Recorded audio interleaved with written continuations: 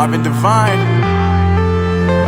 I'm saying bye to all the lies and all the times you cried, saying that I wasn't right, yet I was right by your side. You manipulator, playing games, your friends commentators, and I don't know what you say about our private conversations, but it's got them hating. Thanks to all the rumors you be claiming. It's cool, I'm done with you, so they can throw you a celebration. You gon' hate it when you see me with somebody living better. I'm trying to tell you that me just doing me gon' have you jealous.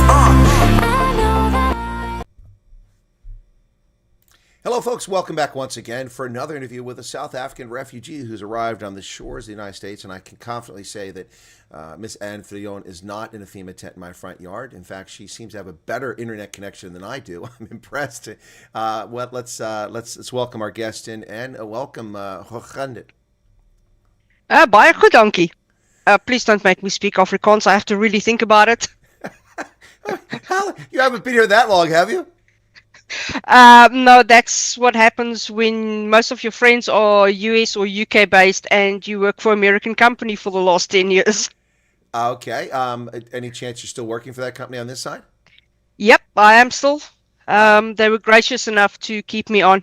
Well, that's brilliant. So you were employed from day one on arrival? Yes. I did take a week off, Well, get all the stuff done. I was going to challenge you to top what we had yesterday with Veroshka arrived, and the next day she had an appointment for her Social Security number, she had an appointment for her medicals, she had a bank account open, and she had a job interview the following day on Saturday. I guess you can top that because you already had a job. Pretty much. Well, welcome to America. Thank you. And when did you arrive? In Washington, 17th of March, got to Kirkuk, 18th. Okay, everybody keeps doing that lately. We got to Washington, got to Atlanta. I don't care when you got to Atlanta, Washington. That doesn't count. I just wait. Okay, so the 18th of March. Okay, so you got there. So that is right on the Mississippi River. One of the locks is located there. Yeah, Lock 19. I'll see. She already knows it's kind of famous in the area. Well, Kirkuk is sits between the Mississippi River and the Des Moines River. All right, so what's it like there? I mean, I've never been. I lived in Iowa, but that was kind of far afield from where I was at. It's flat. Worse than the Free State. Very quiet. It's a very small town. Population is about 9,200. But I love it here. Okay, so let's we'll get back to the location a bit later on, but let's talk about the process.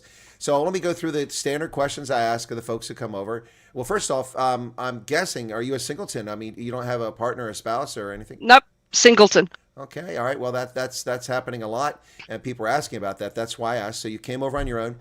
Okay, so did you do a PRM email? Did you do a statement of interest? Did you do the intake questionnaire? Any or all of those?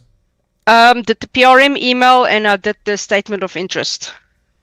I got contacted before the 14th of November, 4th of November, 4th. When So yeah, that's all I needed to do. All right, so you started this process over a year ago. It took 13 months to get here. Yep, pretty much. I didn't expect anything other. I actually thought it would be a longer process. Really? Well, I guess you got your head screwed on straight there. A lot of people have some very unrealistic expectations. So along that line, did you know of my channel, or were you watching it, or have you ever? I obviously watched it because you offered to do an interview. Funny enough, your channel, I was just going down the YouTube rabbit hole like I sometimes do, and your channel popped up, so I started watching. When was that? Was that with the refugee thing or before it? Before. I would say about a week before. And then I just kept watching, and then I saw your announcement. Oh, wow. So talk about fortuitous timing. I'm guessing that, in January of last year, I had a big month. I had bigger months after that because of the refugee thing. But January, after stagnating for 4.5 years, we went from 20,000 to 35,000 subscribers. And I'm guessing you subscribed then, so you must be one of those people to help push us up. Yep, probably.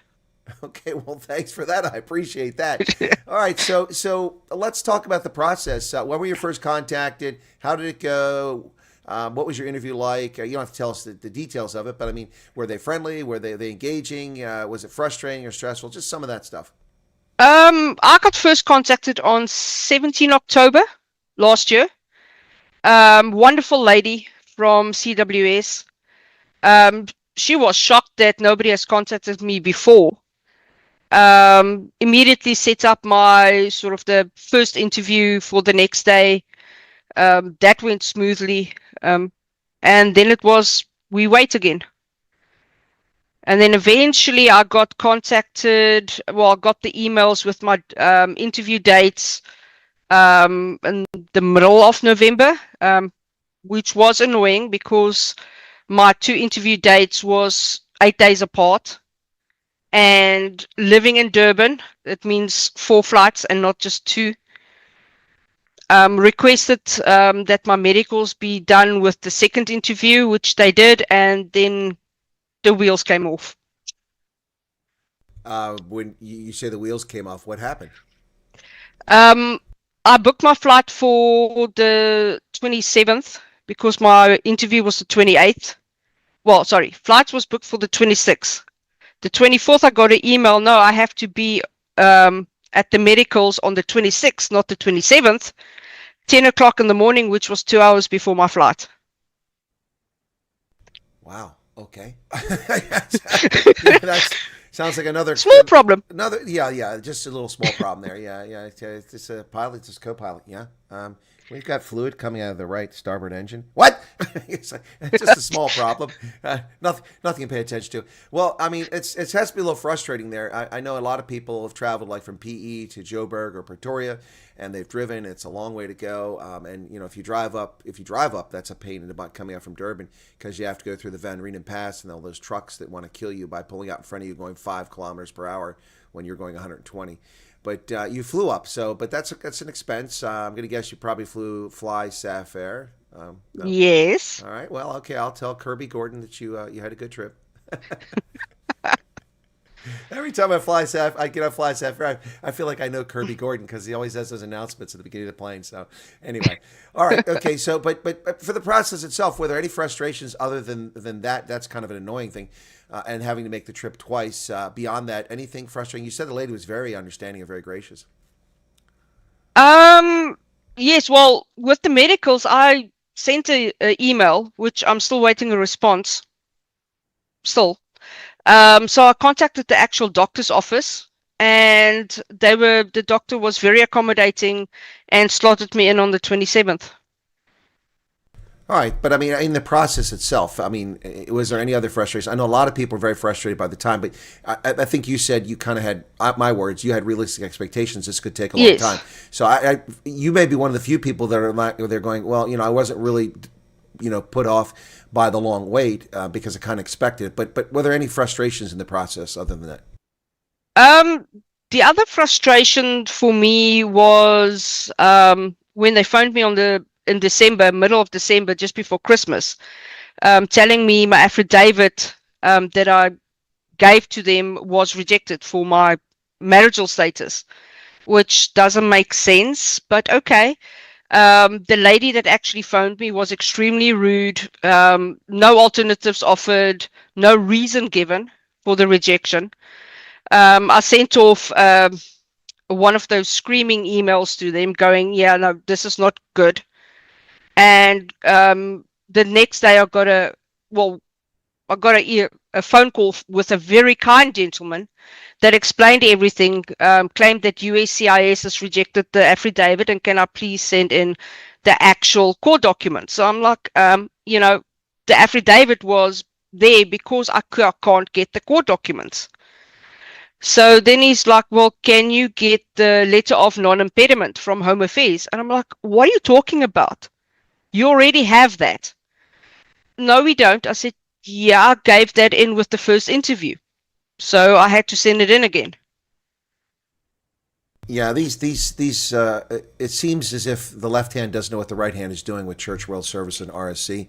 It's repetitive, and even in some case with USCIS. But all right, so I'm a little confused. You had to have were you married previously? Yeah, twice. Oh, made that mistake twice. Oh, wow, so you got like lots of practice spouses. Yes. Okay, that's going to irritate. I know somebody got really pissed off when I said that. Some lady, like, I'm not a practice wife. Well, lady, relax. I mean, I don't even know who you are. I never. She sent me a nasty email. All right, so you've been married twice. You had to have those documents, and they, in the end, the affidavit didn't work. Was it sufficient after you got to someone that wasn't an idiot?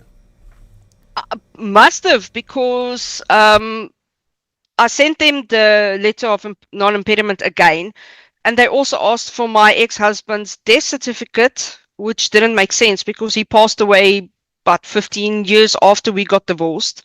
That I never got, but that's a completely different story with home affairs and admin, which I never sent, and all of a sudden I was approved. Wow, I tell you, it's kind of it seems like it's a hit and miss at times. You know, it's not good enough. It is good enough. Then you get the right person. There needs to be consistency in this program. We're seeing this over and over again now. So you were down the Durban way. You live what, Amasantodi? Or are we down somewhere in the South Coast? Where No, Westville. Okay, Westville. Okay, all right. Yeah. So what was the push factor for you? Were there threats? Had you been a victim of persecution or future persecution? You don't have to detail what it is, particularly if it's traumatic. I never had any violent persecution, but living in Durban, you get a lot of passive-aggressive persecution. But it was more for my future. I'm not a spring chicken anymore, unfortunately.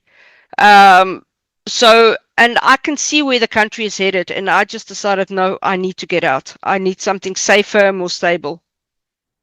Well, that's reasonable. So yours was mostly a genuine fear of future persecution, it sounds like. Yes.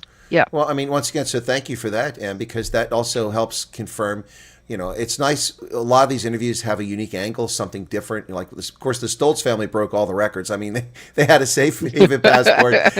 They had adopted children. They had black family members. They had a child with autism. I mean, if there's anything, any of the rules could be broken, they broke them all, so to speak. But you have a different angle there. That's because it's mostly future persecution.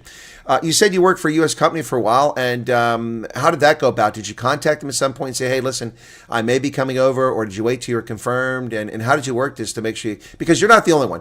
Tens of thousands of South Africans work for U.S. firms remotely in South Africa, and some of them might want to know how you approach this.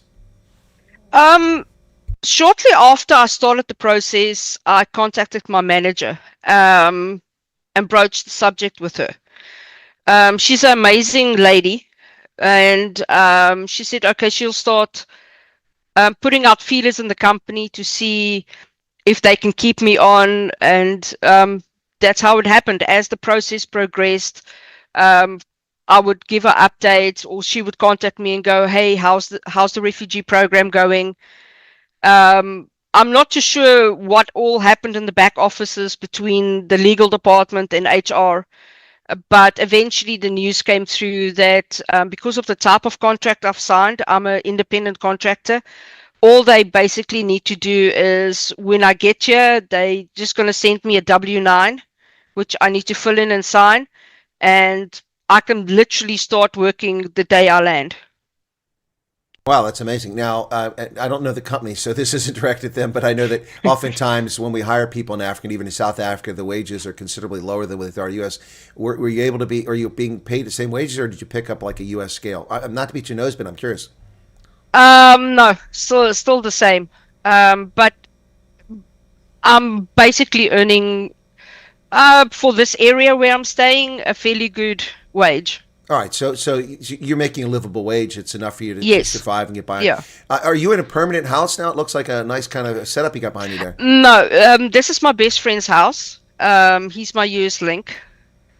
And I've been here for almost a month now with him and his family. Also, you're staying with the U.S. Look, this is another angle. Okay, thank you for that. And you're bringing all the new stuff today. So I haven't interviewed anybody that's staying in somebody else's house. So you're a house guest. Yes, I am. All right. They're out of the room, I think. So is it safe to ask? Is it going well? Oh no, they amazing. I've known my friend since 2013. And the first time we actually seen each other in real life was when he picked me up at the airport. Well, that must have been amazing to know someone that long and actually see them for the first time. Yes. And maybe even a little emotional. I think by the time I got to, because I had to fly to Cedar Rapids, that's the closest airport. I was brain dead. I was empty. It was like 3-day travel, Wow. which for Well, somebody my size was not easy. okay. Well, you said your size. We hadn't gone there. Gosh, you're very transparent. You're not very opaque. It's good to see that you share. I like that. So, very quickly, yours obviously is this. It sounds like you went where you asked to go because you had a U.S. connection. You asked to go to Cape Cook, Yes, right? that's correct. Well, okay, that's 3 things. Okay, guys, so you listen to this. We got 3 brand new things here. She's staying. She's a house guest. She's going where she wanted to go. I mean, this is exciting stuff, and also mostly future persecution. So, I mean, this is a case where things apparently went the way they're supposed to go. I would say yes. All right, I mean, there was hiccups and more hiccups, but it got there with a bit of patience. well, I mean, listen. Well, a lot of patience. If there weren't any bumps on the road, it wouldn't be a government-run operation, would it? That is true. Okay, so Ann, what's been the biggest surprise? I mean, obviously, you know about America. If you work for an American company, there shouldn't be any major culture shocks for you. But even so, I'm sure something has kind of been a bit of surprise to you. Any surprise or shocks? The Sunday after I arrived here, my friend took me on a bit of a tour, and we were driving next to this big body of water, and I'm like, wow, this is a big dam. My friend started laughing, and he's like, nope, that's the Mississippi River. Oh, that's okay. Sorry for the profanity, but that is a big ass river. Even wait till you get down to Louisiana. It's so massive. I was like, wait, what? He says the dam is the other way. Okay, well, okay, that's a geographic and a landscape feature. But anything about Americans or about Keokuk or about Iowa that's kind of surprised you? Because most people in Iowa are pretty friendly. Although I will tell you, I think you may have noticed this, they do not know what turn indicators are. Apparently, they didn't get that lesson. So far, I have not noticed that one. Maybe that's because I'm so used to the same thing in Durban. The one thing that amused me to no end was the drive-through ATMs. Well, That was a completely a bit of a surprise. Were you shocked that you weren't accosted by somebody with a sidearm or a cash in transit heist? Yes, very much. Gosh. Oh, at least we can laugh about this. Fortunately, that's good news. So, Ann, you apparently are running through the men in South Africa. You ran through 2. Do you have any family back in South Africa that might be coming over that stay behind? No. None of my family has shown any interest of coming. My mom is still there in the Western Cape, along with my cousin and my aunt. And then, of course, family all over the country.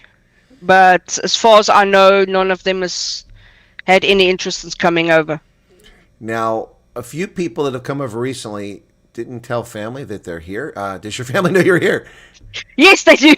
I was very upfront with, especially my mom, because she is getting older, that I've applied and that I want to come over. Luckily, my family was very supportive. My mom was skeptical in the beginning, but she was very nervous when I flew out. All she kept saying is, just contact me when you're there so I know you're safe. Did you fly out of Cape Town or Joburg on your outbound? Joburg. So your mom didn't get a chance to come by and see you at the airport then? Yeah, unfortunately, because at the end everything happened so fast, I just didn't have time. And also getting to where my mom is a nightmare with flights because she's near George. So yeah, it's a nightmare with flights. Yeah, I know they call that the Western Cape, but I mean, I just call it the Garden Route with George when I get down that way. Yes. Yeah. And you're right. Flights are not. It's not easy. It's easier from Cape Town to George, but other than that, it's not an easy thing. There is a direct flight from Durban, but it is extremely expensive. You can actually fly to the UK cheaper. Wow, that's crazy.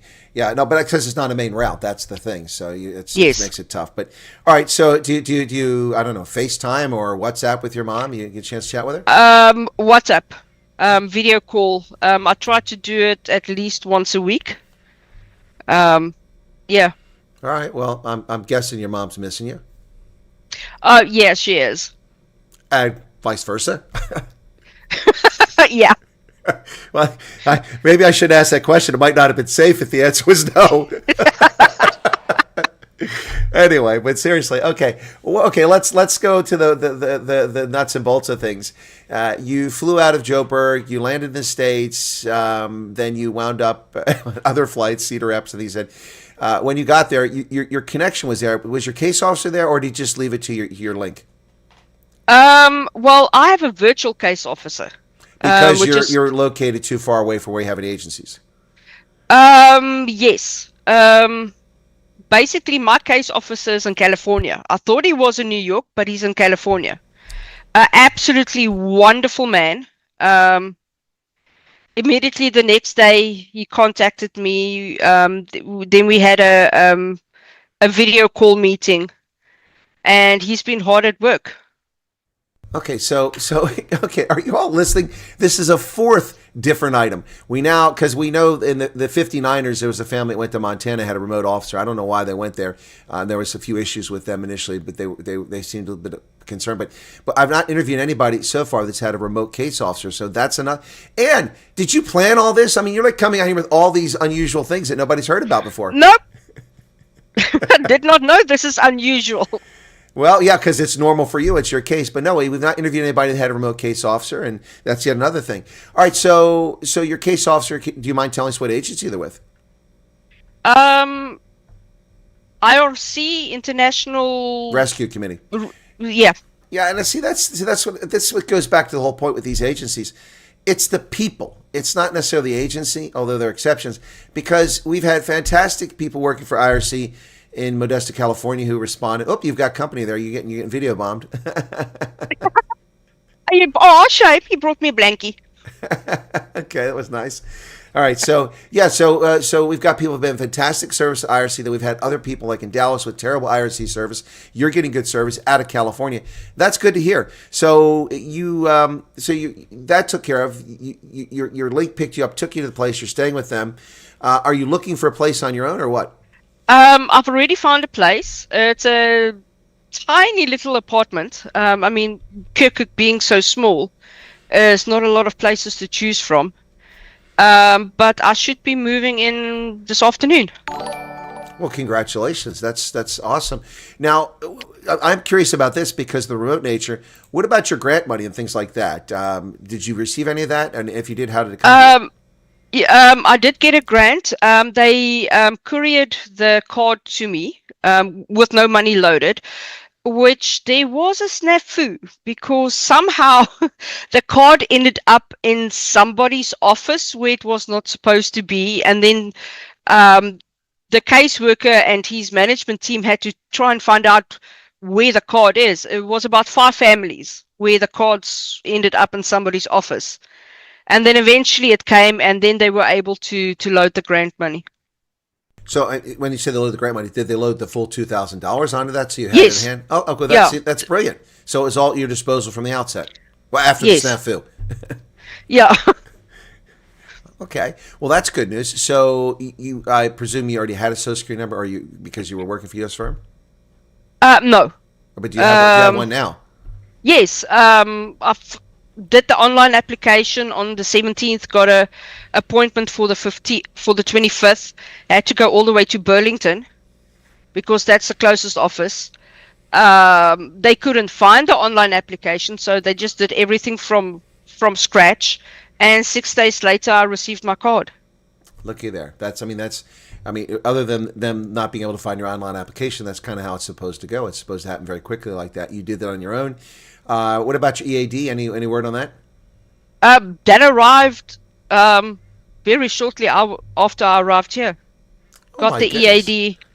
Wow, I mean, I'm getting kind of excited here. I mean, Verushka just arrived. Things went well for her. The other family arrived in Harrisburg a few weeks ago. Things went well for her. Things seem to be going very well for you. I mean, the horror stories that I've been hearing, it's so nice to hear things that aren't horror stories. But has anything gone wrong other than little hiccups you've talked about? Any showstoppers?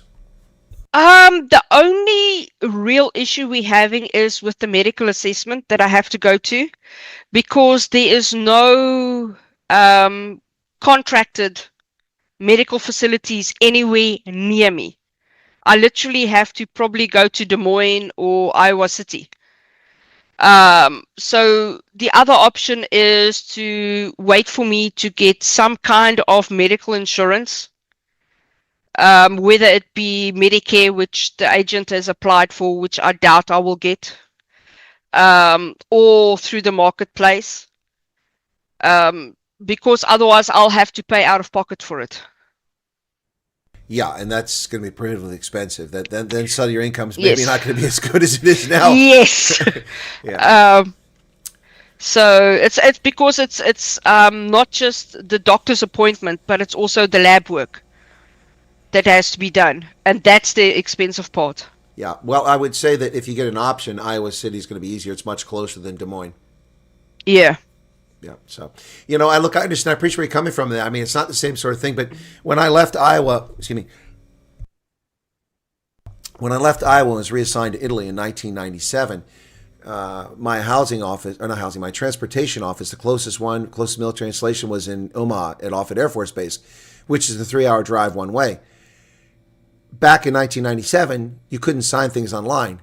You had to sign it physically. They couldn't fax it, let me sign. I had to drive to Offutt Air Force Base just to sign a piece of paper so they would pick up my household goods and ship them. So I can empathize with that situation. But for you, Iowa City's not 3 hours, but Des Moines would be 3 hours away. So hopefully you get the Iowa City option. It depends. Everything hinges now on if I can get any type of medical insurance. All right. So, but Ann, I mean, not that you're in any jeopardy here, but I would say that you're not out of the woods because you've got to get your medical insurance resolved. That's one big thing standing out there. Yeah. All right. Okay. But that's all in the hands of my agent. He's working on it. Excellent. Well, I mean, it sounds like he's on top of things. That's really awesome. Do you know where he is in California? What town? I know not exactly, but he's about an hour away from Los Angeles. Okay. All right. Well, that helps. North. All right. So Southern California, Orange County is where he's at probably. Okay. That's good to hear. Okay. Here's the one that we always ask. Cuisine. Any surprises or excitements, disappointments? Anything you're missing? The size of the baby back ribs was a surprise. And then I have absolutely fallen in love with corned beef hash. Are you serious? Corned beef hash? Corned beef hash. Well, here's a secret. I used to love when I was a kid. I don't eat so much anymore, but yeah, corned beef hash. Good. That's a good. All right, that's baby back ribs. I started thinking Austin Powers. Baby back, baby back, baby back. Oh my goodness. Anything you miss from home, cuisine wise? At the moment, a good Durban curry. Well, I'm with you on that one. A curry is definitely something I would miss, and I've been back. So this is the longest gap. It's going to be a year between visits. So that's the longest gap I've had since the COVID scam stopped. So I don't even know if I'll recognize South Africa when I get back. It's changing so much every day. Yeah. And a bunny chow. Oh, you Durbanites and your damn bunny chow, man. I'll tell you, that's people always going on and on about their bunny chow. All right, so, okay, how about the weather? You got here, you probably came at a cold time in Iowa. Yes. Plus it also doesn't help that my friend is running his house a bit on the cool side. Hence why he's in t-shirts and I'm sitting in a sweater. So you're living with a Viking. Basically, yes. All right. Okay. What I've found here is that even if it's sort of like in the 60s, the wind coming off the Mississippi River is extremely cold, and it literally cuts through your bone. Well, I can empathize with that. When I was at the War College last week, I was sitting out. It's a beautiful sunny day, but the wind lowered the temperature by about 20 or 30 degrees Fahrenheit because it was blowing so strong, and it kept going right up the back of my hoodie while I was sitting there trying to do the news. So I could relate to what you're talking about there. But look, okay, so you're really like in a small town. I mean, it's a really small town. It's very small. So, I mean, what's that like? Is it it's a big difference from from where you came from in South Africa, no doubt. I was Westville is more. I think in America it will be called a suburb, so it's the burbs. Um, but here it's so quiet. Once in a while you'll get the normal sort of city noise, a car goes past, a siren in the background. What I do love is the train, hearing the train horn going. But it's so quiet, so relaxed. Well, look, And that's exactly what I wanted. I was going to say, if you're missing it, I can help you. We can find someone to fire some AK-47s in the background. I think there's enough firearms here. Yeah, there is. Yesterday, when I did my live stream, when I went to pick up my steamed crabs, I was telling people about Varoshka's arrival. One of the pickup trucks, the Bucky there, had Second Amendment on a license plate on the back of it.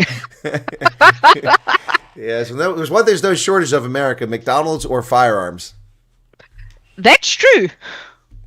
So, I mean, you're in a town that's rather small. Do you have? I mean, you probably got a McDonald's because the size is big enough. But what? You got anything else? Any other? Chains? Burger King, Arby's.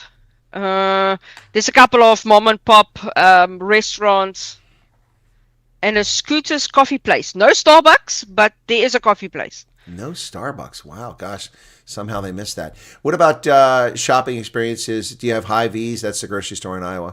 Yeah. I've got a Hy-Vee, Aldi, and then Walmart. A Walmart. Okay, of course you have a Walmart. There's no Walmart's everywhere these days. Gosh. Okay, have you done any shopping? And if so, have you been caught by surprise? I think a few people have been mentioning that they forgot that the price you see isn't the price you pay because of sales tax. No, that is, I was very well aware of. So when I made my shopping list for the apartment, I deliberately then went and added the sales tax in. For the budget, so that I know how much money to have to get everything I needed. I was a bit surprised at the size of the Walmart. I did not expect it to be so big for such a small town. Well, I think that you might want to have a conversation with Varoshka, who I took into Walmart yesterday, and it was like bigger than a football stadium. I don't think this one is that big. Well, it's certainly, yours is probably bigger than the one they spent 2 million rand or 15 million rand for in PE that doesn't exist. It's just a little track. It might be bigger than that. Yeah, it's definitely better than that. Bigger than that for sure. Yeah, someone asked a strange question here. I think I'll read what he says and then I'll try to translate it because I think it's a typing error. He says, what does Anne's friend think of racial persuasions of South Africans?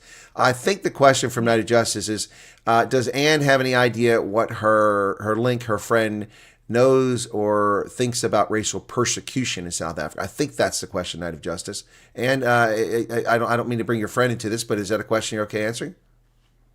Well, because he's been friends with me, he is very well aware of what's going on in South Africa. So yeah, when I said to him that I want to start this process, he got very excited. Well, that's awesome. That's pretty cool. So, all right, what's been the best thing about being over here so far? Feeling safe.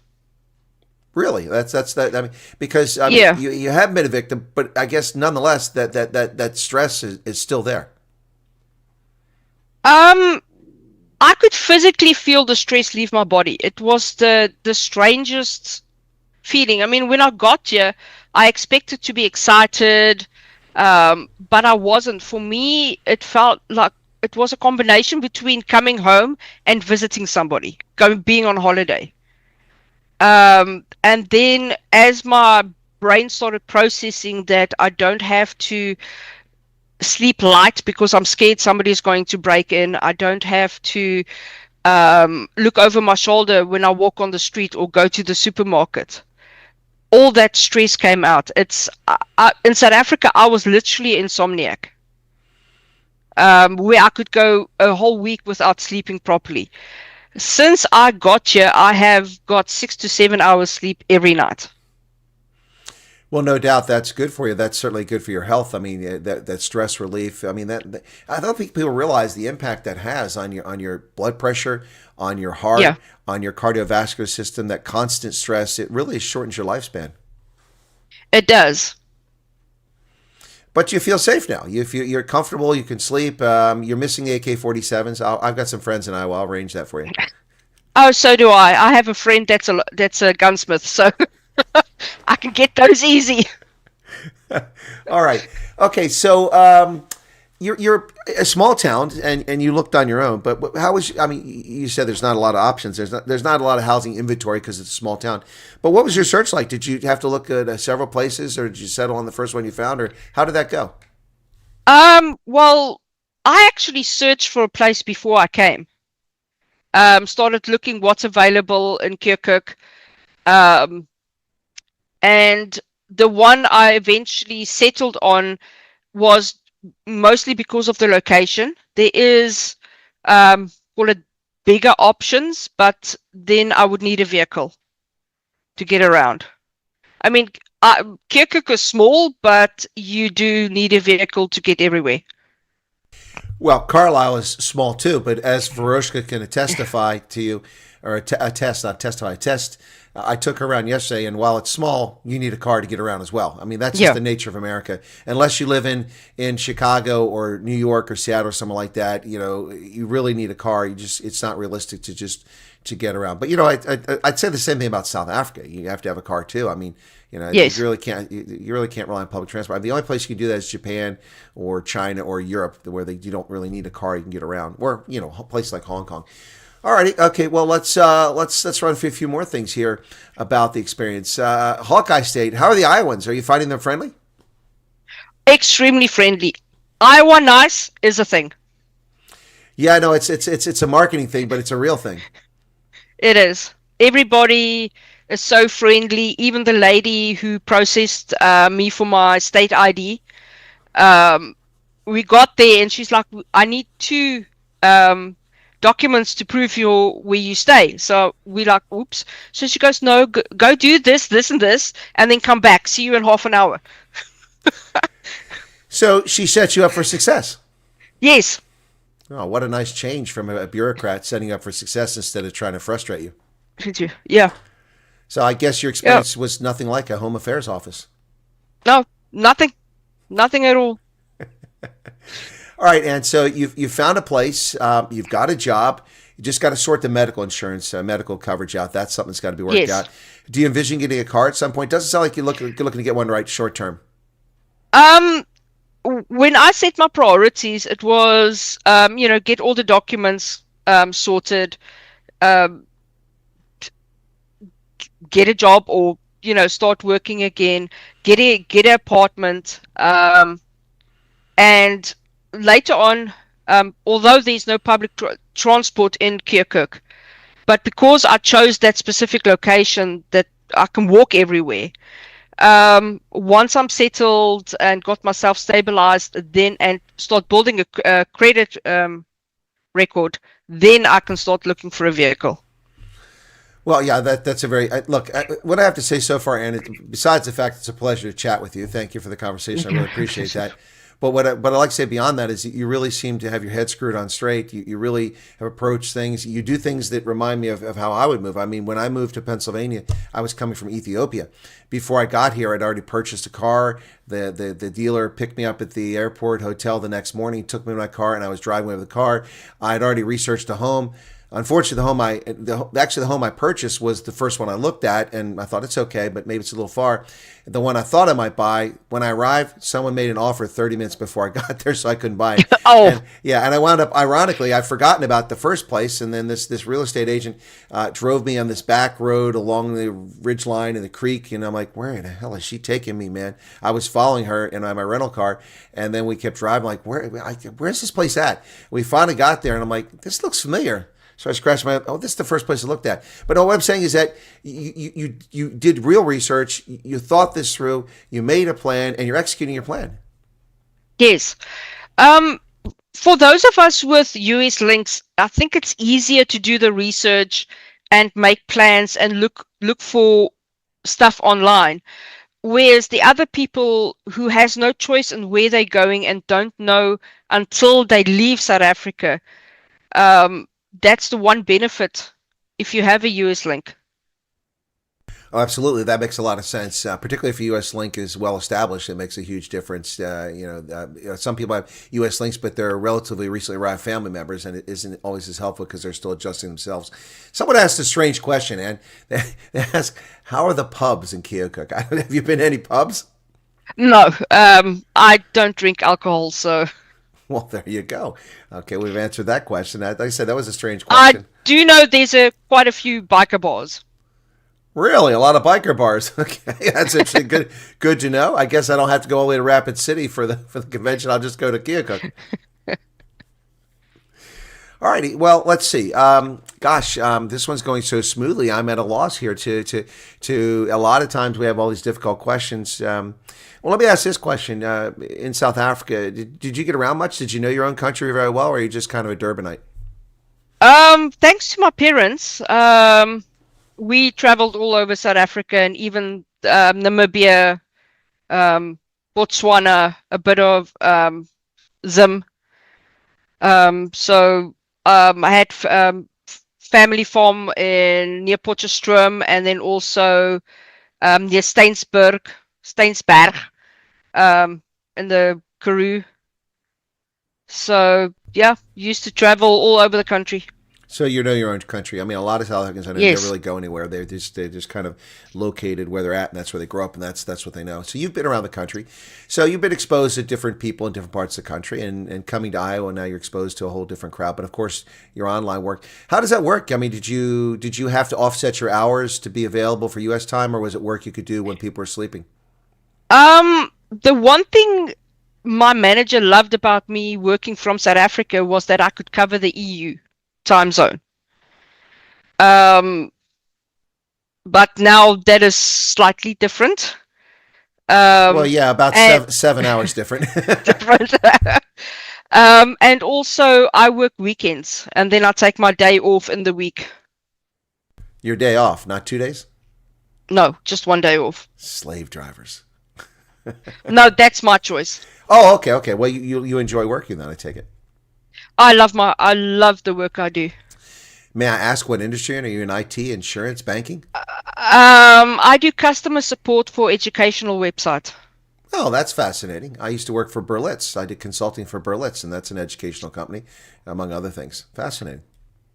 Yeah, part of my job now is to deal with escalated tickets concerning college credit.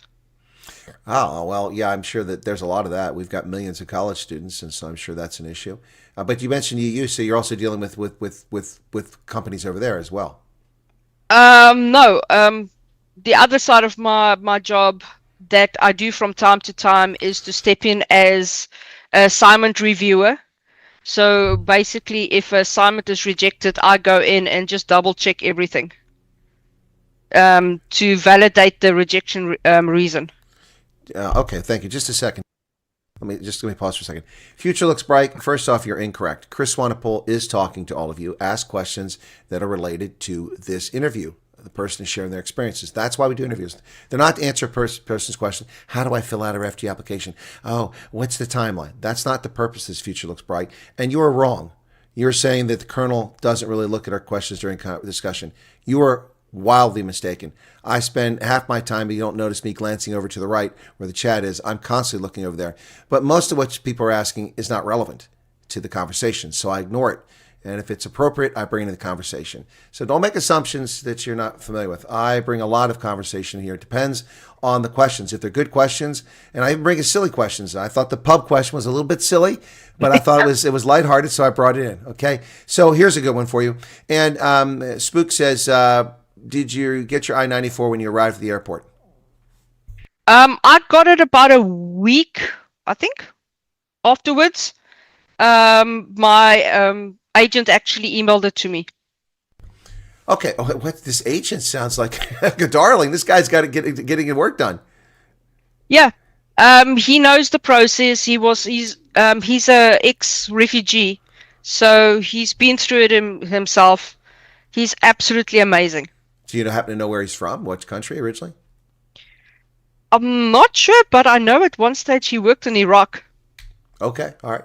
All right, well, probably from Iraq then. That's interesting. Well, it's good. It's good that I've talked about this many times about refugee case officers. There's advantage to them being case officers because many of them have been a refugee in the past, but there's also disadvantages. Some of them kind of get narrow focus. So it depends on the luck of the draw. It sounds like you won the lottery with this one. Oh yeah, definitely. Alrighty, cool beans. All right, so insurance. What about bank accounts? Did you already have a bank account, or did you get one set up, and how quickly did you do that? Well, went to the bank, and because it's not a national bank, it's a regional bank.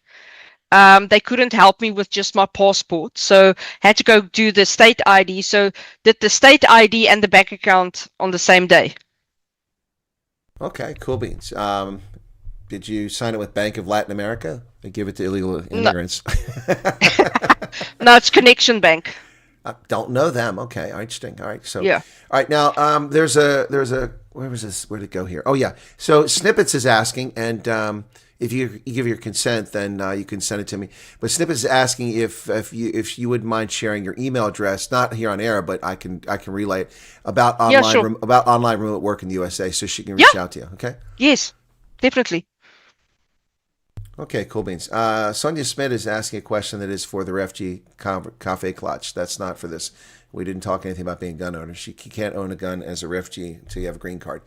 All right. So yeah, Vodka Model saying Veroshka won the lottery as well. Yeah, she did. We had quite an afternoon with Veroshka. She literally on her first full day in America had a job interview, and that was on a Saturday. And by the way, I got a message from her. She has a follow up with that employer today. Exciting stuff. Anyway. Oh, excellent. That is. Emerald City says Wells Fargo opened our accounts with passports, no issues. Yeah, but this is happening. But guys, remember that you've got to get that Social Security number and then relay that information to the bank because your account will be paused or frozen at some point if they don't get that data. That's important. So, all right. When you go to your place, the place you found, is it furnished or are you going to have to furnish it? Well, now it's finished. But it was empty. I had to buy a bed, buy a desk, and a chair. There's no space for a sofa. Definitely not. So it's basically going to be my bed, my desk, and my chair. Well, I mean, but what about appliances? Were there appliances in the place, or do you have to bring those? There was a stove and a fridge. Okay, because those are pretty pricey. So I guess you don't have a washing machine to dry. Do you have space for it, or you have to use a laundromat? No, there is a like a little laundromat in the actual block of flats. Okay, well that's kind of handy. Do you have to pay, Yeah. or is it free? I don't know that part yet. You might want to check. I'm probably gonna go with you pay for it. So Yeah. No, I have a washer and dryer, so I haven't had to pay for laundry in a while, other when I'm on the road. But I'm used to paying 50 cents and 75 cents. But the last time I was on the road, it's like $4.75 for a load. Like, what is this? No wonder people jam everything in the washing machine. They don't want to pay for multiple loads. Did Anne start working straight away, or did she have to wait? No, you're late, Rians. You obviously came this late. She had a job. You're coming late. She had a job already, and she's in her location. Because let me recap real quick, Anne. So Anne had a job with a U.S. firm. She worked remotely in South Africa. She contacted her firm well in advance, said, I may be coming over. I've applied for this program. Would you be able to employ me? And then the company worked with her, and when she arrived, she was already employed with the same company. And she actually went to a town where someone she worked with was her U.S. link, and she's actually, did I get it wrong? Nope. What did I get wrong? I didn't work with my friend. We met in an online gaming community. Oh, I missed that entirely. I didn't catch it. Okay, I thought you worked with him. I guess I'm a dinosaur here. I didn't grow up, girls, ladies didn't game. They didn't do that. Now they've like taken over the gaming world. I'm not even allowed to be a gamer anymore. It's all chicks, man. What's going on? Oh, of course. What do you mean? Of course. There were no women in gaming back then. But now women are such a big part of the gaming community. And that you guys met in 2013 for gaming. Okay. Yeah. Okay. Well, what are you talking about? I've been gaming since I was like 6 years old. Yeah, but you're a couple days younger than me. Trust me. Well, that's good. I mean, you started at 6, but I mean, Gosh. So okay. Well, gaming. What are you into? What's your big game? Well, I was playing Tom Clancy's The Division 2 before I left. I don't play like the I play anything actually. I love MMOs, massive multiplayer online, survival games. Do you do I don't, strategy? Or that's my big thing. yeah, strategy games, puzzle games. If it's a game, I'll play it. Okay, there you go. That's same thing here. Are you a console person or a PC? PC Master Race. Yeah, love it. Well said.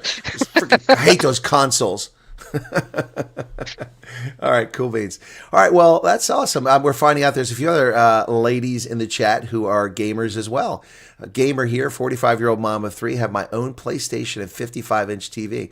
All right, cool. And Jarethra is saying, "So look at all these women in the games, man. What is going on? The world changed. The whole under my feet." No, but seriously, I mean, look, I'm a guy that's been doing this since Pong. On an Oh, Atari. yes. So it goes back quite a ways for me. But have you started gaming again since you got there to release some stress? Not yet. I have a laptop which was arranged by another US friend for me. But it's not a gaming laptop. I'll probably hook up when I get into my apartment with NVIDIA Now, which allows you to game basically on any computer without having a massive graphics card. And how are they doing that? Are they doing all the processing in the cloud for you? Yes. Okay. But I did bring my graphics card, my RAM, and my hard drives from my computer in South Africa. So you're all ready to get a kit and build a new PC? Yes. Have you built PCs before? Yes. I had a feeling. no wonder we're getting along. Okay, all right, cool. I haven't built a computer in a while, but I mean, I'm kind of in the mood to build one now, just to start all over again. I was a little disappointed in the game I bought. It was a custom built gaming machine that I picked all the parameters for and all the devices. And when it came, I opened the case up and I'm like, is that the RAM hanging out of the motherboard? You got little latches on the side. They didn't even latch down. They didn't even latch down 16 gigs of RAM. I'm like, what the heck? So anyway, it's pretty. Yeah, I was actually, I was ready to sell my computer, the whole computer as is, and then my friend said to me, that's in the US, don't bring your graphics card because it's expensive. It's a 4090 NVIDIA, so it's very expensive. And he says, bring the RAM. Look at the RAM prices. You will not want to buy RAM. Well, this is a recent development. That's happened in the last couple of years. RAM was cheap just a couple of years ago, and the video cards were so expensive years ago. I mean, like when I bought my PC, the video card that I bought was, I think it was the top level, it was over $900 for a video card at the time. Yeah. That's more than a PC used to cost, But I mean, it's just unbelievable what it does. The rendering is just unbelievable. So, and now, I mean, I bought this 5 years ago, so now I'm generations behind. So, now I'll probably get a computer that makes coffee for me. For cappuccino, please. Well, they do exist. Well, yeah, but I've seen somebody mod their case that you can make coffee in it. That was funny. That's pretty wild. Anyway, yikes. All right, well, look, the gamers are coming out of the woodworks in the chat here, and there are so many of them. Some AMD Ryzen 7, 32 gig, 3090 screen card runs smooth. Oh, AMD. Ooh. Yeah, no, I'm an Intel guy, even though they're in trouble. Well, I was an AMD guy, but picked up issues between the LAN drivers and AMD because somebody wouldn't code properly. So I'm going back to Intel. Yeah, no, I've never left Intel. I've been with Intel all along. I've only ever had one machine that had an AMD a chip in it, but all the rest, the CPUs have always been Intel. But Intel's got a lot of problems right now because they're so far behind the AI game. It's hurting them. But there's a rescue effort to save Intel because it's a strategic asset. Anyway, we're getting in the weeds. Let's talk about the refugee situation. Yeah, let's get back to the stuff at hand. All right, so none of the other family are coming over here, so it looks for the foreseeable future like you'll be here on your own. But it doesn't sound like you're missing South Africa very much at the moment. Not at the moment, no. Yeah, but at some point that it'll probably come back and hit you. Maybe, maybe not. We had a lady on my Friday night stream for Night Owls who has been here for 10 years. She works out of Chicago for one of the airline companies, I think it is. And she said for the first 3 years it was hard for her, but she missed South Africa. She's like, she goes back now and she's like, I don't miss this, and she's happy to get over it when she comes back. I'm one of those weird people who adjust very quickly to a new environment. So, if this is my life, this is my life. I don't like to really dwell in the past, go back. I don't I focus on now, and make myself comfortable now. I mean, yes, there's things I'm going to miss, the wildlife, some of the people, the food. But yeah, I need to focus on making a life now for me. Absolutely. Someone just mentioned StarCraft. Yeah, StarCraft, man. Now we're talking. Yeah, okay. But yeah, but that's years ago. Come on, put it in context, okay? It's not something new. Hold on. Here comes my friend's wife. Oh, she coming over now. Okay. Well, let me ask that question, because this is relevant. It's germane to the conversation. You know your friend from gaming from way back when. When you mentioned you're coming over, did you ask if he'd be the link, or did he and his family just offer to be the link? How did that work? I mean, you must have a good friendship. Okay, all right. And I asked. Did they pause, or did they think about it? I mean, it's a big deal having someone in your house. It was just about immediate yes. Wow, that's amazing. I was like when I contacted Carl van Blerk from Food Socks about, Carl, you've got some people whose flights were canceled. They're going to need food. He's like, it's not a problem, Chris. Tell me where it needs to go. I mean, that's awesome. That's people just step up and help. So, yeah. So the tour you got, where all did they take you? You went down and you saw what you thought was a lake, but turned out to be the Mississippi River. Actually went to Illinois, went to Missouri. Just drove around town, showed me all the parks, the town hall. Just went for a nice drive, Sunday drive. And what I mean, what like you said, it's pretty flat there. So I mean, it's even flatter than Free State. If you think that's flat, the hills there's still some rolling hills in Iowa, believe it or not. Go a little further west into Nebraska and Kansas if you want to see flat. That's really flat. But yeah, so it's not too flat there. But I'm guessing have you thought about long-term plan? You sound like the person who plans ahead. Is Keokuk look like we're going to stay for a while, or what's the deal? Yes. Yeah. No, I love it here. Well, that's awesome. I don't. There's no other South Africans around you, are there? No, not as far as I know. All right. I mean, it's a small town. There's technically not much to do. But I don't need much.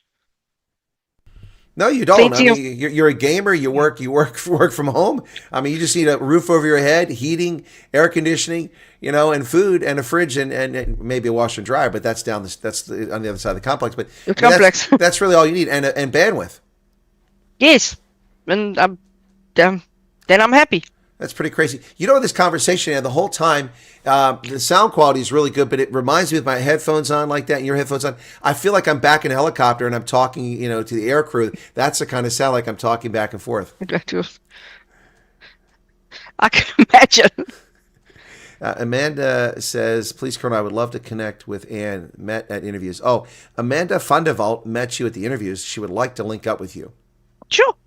All right, give her my email. All right, Amanda, you'll need to send me an email, as will the other person earlier, about the remote working. Send me an email. Put in the subject line, link or connect to Anne Viljoen. Please do that, and then I'll do my best to get that to you as quickly as possible, okay?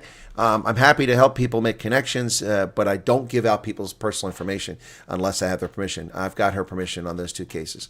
Thelma Fanyasfet says, love Intel. My son's also a gamer. Work hard, play hard. At least we'll be safe and actually got jobs. Well, Ann, that's been mentioned a couple of times. Several people said that the refreshing thing for them to hear is that you feel safe. And a few others said that's one of the biggest themes from these interviews is most of these South Africans come over. The biggest impact for many of them is they just feel safe now. Yep. And that's why we took this big decision in our lives to come over. I mean, it's a big step. It's not an easy step. Yeah, no, that's a fact. Okay, so I had someone the other day wrote to me, said they're passing through Pennsylvania. They didn't bother to tell me they were coming here before they passed through the state.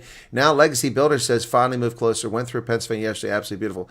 Why don't these people tell me they're in Pennsylvania? We can have a coffee, My goodness. My goodness. Anyway, I've been here 2 months today, gone so quickly.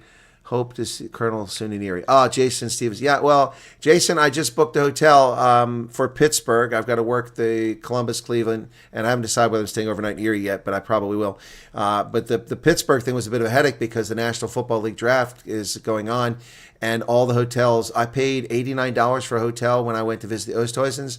It was $302 or something like that this time, so it's just nuts.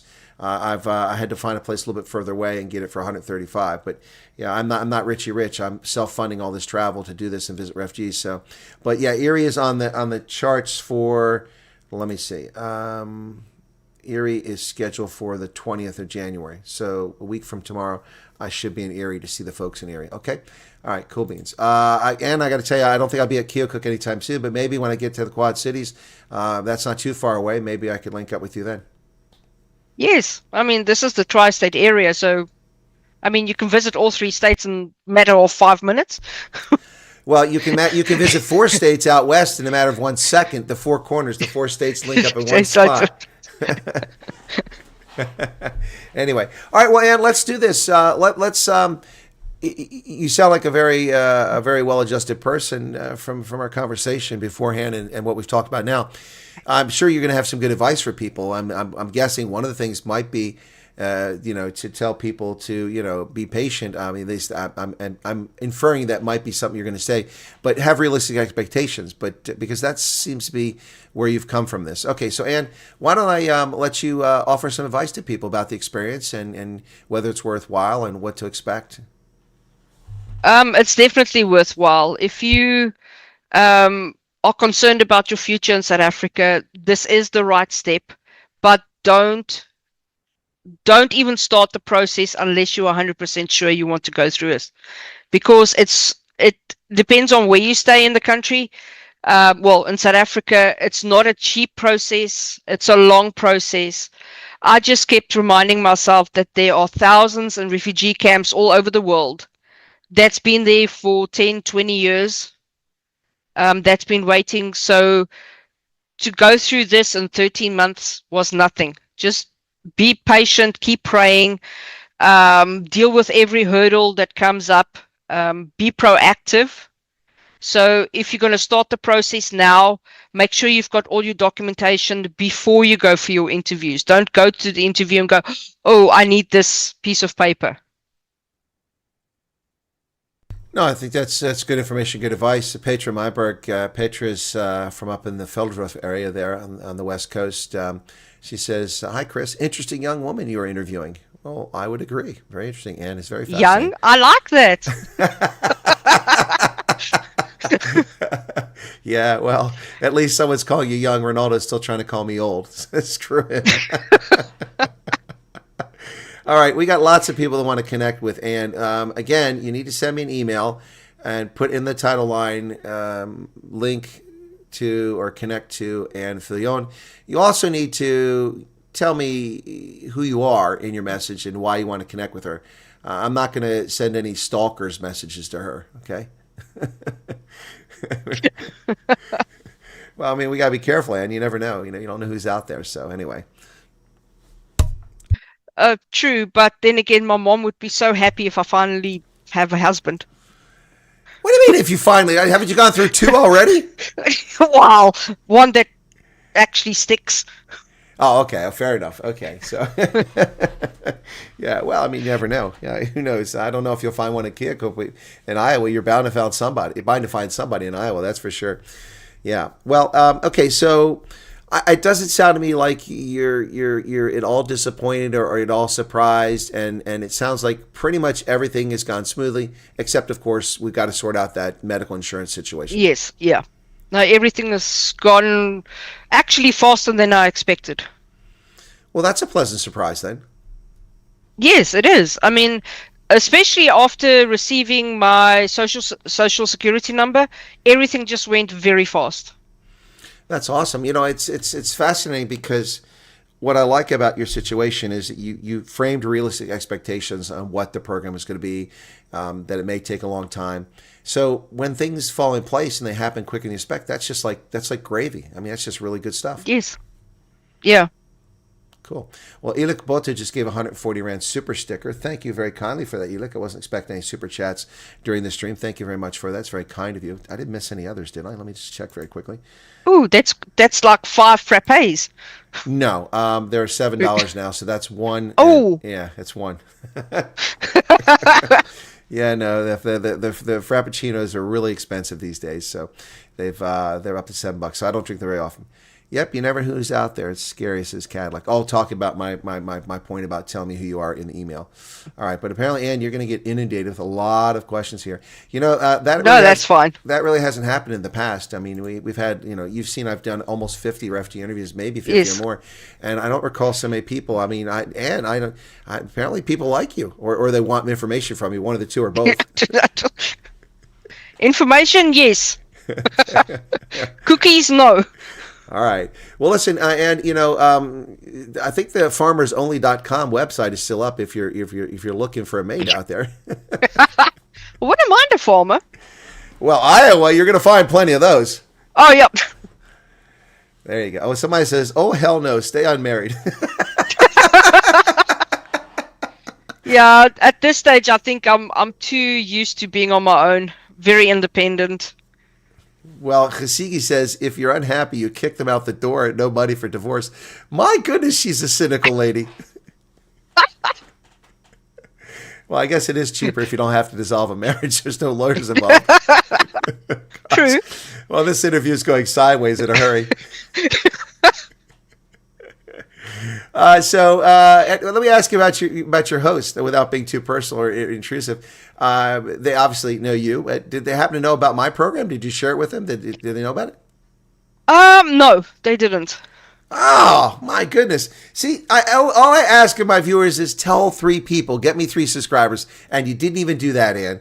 Oh, you're dead. Well, I sent the link to my mom, to my cousin, to my ex-neighbor from South Africa. So I did. We've been proselytizing doesn't stop on one shore. You're here now. That doesn't count. You got to start over and get me more viewers. Well, when I told my friend I've got an interview with you, he's like, "Oh, is that the guy with the beard?" Okay, well, I guess he did kind of know who I was then. Okay, the guy with the beard. Yeah, I want to shave it off, but people keep making a big deal about it. So I'm also afraid that with my hip and not exercising, I noticed I gained a couple pounds, and I shave it off. I'm worried I'm going to look chubby. Anyway, all right. So, Ann, any final comments before we wrap up here? I mean, anything you want to share? I think you've given some really good advice, and obviously, a lot of people want to reach out to you and learn a little bit more from you. So, I open the door up to you. You are more than welcome at some stage later on if you want to come back and update us about how things are going. If things are going really well, or just something you want to talk about, some development in your life. I don't know. Maybe you log on to farmersonly.com. Who knows what happens? But yeah, any final thoughts you want to share with the audience about this? Well, once you hear, just don't try and immediately expect your life to be the same. It's not. There's culture shock. There is getting used to the American way. Unless you really have to, don't jump in and get a car or buy a house. You're just going to get yourself into a world of financial trouble if you try and move too fast. Enjoy the ride. Well, I think that's excellent advice, and I've got to say that, again, not that other interviews aren't refreshing, but this is, I think, a very refreshing one because we've crossed so many thresholds here of different things that we haven't talked about in refugee interviews before, which I think is going to help a lot of people if they watch this understand things. Petra, she lived in Durban area. Okay, so they're just asking questions. Some people came in late. All right, Ann, well, it's a real pleasure, and I hope if I get out that way that maybe I get a chance to meet you in person. And unfortunately, there's no Starbucks there, so I guess we'll have to go get a Coke somewhere. Oh, or root beer. Ooh, I like root beer. I do drink root beer. All righty, well, I'm sorry, go ahead. Yeah, no, anytime if you ever pass through here, even if you just fly through, stop off. We can take a walk to the coffee place. I haven't been there yet, but yeah, or go for a root beer somewhere. Well, I'll tell you, I would never just be passing through. It's kind of out of the way, so I'd have to make an effort to come there. So if I rock up in Keokuk, you know that I came to see you. Oh, that'd be brilliant. Alrighty, I'm gonna let you drop off, and thank you. And yeah, no, stay in touch because I'm interested in the gaming. If you get back into gaming and see what you're into. All right. Yep, I'll do that. All right, Thanks folks, so much. you're very welcome. That's Ann in Keokuk, Iowa. She's going to drop off now. And as a person that knows computers, she's probably an expert at dropping off. Let me see if but she's on a laptop, I think, so maybe it's not going to, maybe she needs help. I'm going to help her out. I just talked her up as a gamer. And okay, I'm going to put her out. All right, we'll see you later, Ann. Take care. Bye-bye. Cheers, bye. All right, so it always goes that way when you say good things, and so I couldn't get her out in the waiting room there. So she's in the waiting room now. She's dropped off. My thanks to my guest, Ann Viljoen, what I thought was a fantastic conversation. I hope you enjoyed it. I hope you learned something useful from it. That's the intent of all these things. And we crossed, as I said, a number of thresholds here. Things, we've talked to someone now who actually has had a U.S. link and come over here and wound up staying with them as a house guest. Someone who has a remote agent. We've talked about that. We know about that. We hadn't talked to someone before, so we've done that as well. And also a person who their case was based almost entirely on a legitimate fear of future persecution. For all that you worry about that, don't worry. Just pay attention, and that's enough to get over here. All right, that's going to do it. The news will be up in 15 minutes. You'll be taking that automatically if you want to hang around. Thank you for being here. Be sure to hit the like button if you haven't done it. Let's see, we got 543 people here and just 304. What is so hard about likes? I don't understand. I've never understood that. When I watch a person's stream, unless I'm irritated by it, I go out of my way to push the like button because it really helps the algorithm. So please do that. Yeah, what an awesome interview, Jaretha. Yep. So I hope you guys enjoyed it. We had a nice back and forth. And Rena says it was epic. Cool. All right. God willing says, go well, Ann. Cool. All right. Okay. See you guys shortly on the news. Thanks for tuning in. And then we also have the Refugee Cafe Clutch. If you have questions about refugee status, about the process, about how it's going, what happens, that will be on a little bit early today because I'm meeting late this afternoon with this South African who lives in America that owns a business that's got multiple locations around America that is hiring South Africans. So we've already gotten a few people jobs through this person. So I'm going to meet her later today. From Marble Life, and we'll see if there's more in the works, okay? All right, welcome to everybody. I see Veroshka popped in there. Hey, Lou. All right, that was an awesome interview.